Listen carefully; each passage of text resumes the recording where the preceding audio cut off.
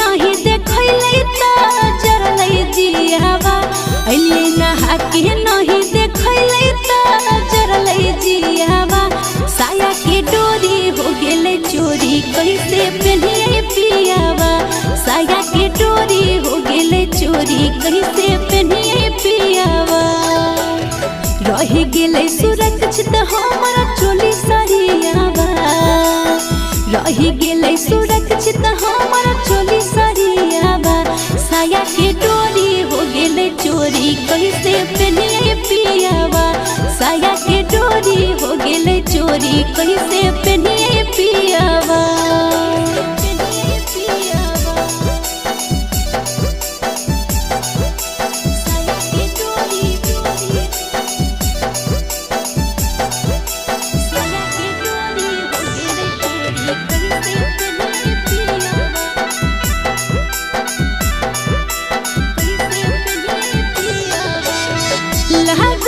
बड़ी छोटा का देवरा बापा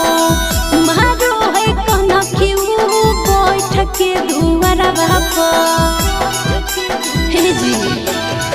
लागो है साफ बड़ी छोटा का देवरा बापा मारो है कहना क्यों बैठ के दुआरा बापा लागो है सीधी लेके धागा सियावा लागो है सीधी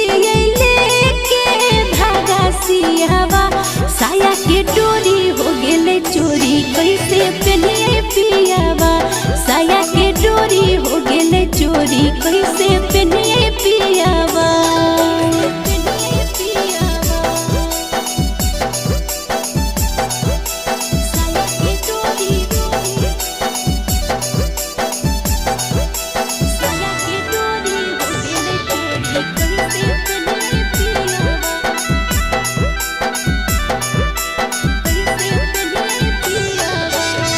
सूरज बोला मुआ कुछ करो ना उपरिया ले बसिया के खर्चा करे के रुपरिया हे जी सूरज बोला मुआ कुछ करो ना उपरिया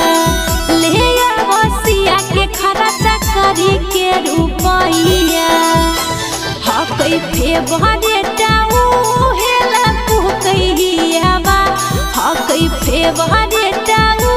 हेला कुहकैयावा साया के डोरी हो गेले चोरी कैसे पहनिए पियावा साया के डोरी हो गेले चोरी कैसे पहनिए पियावा।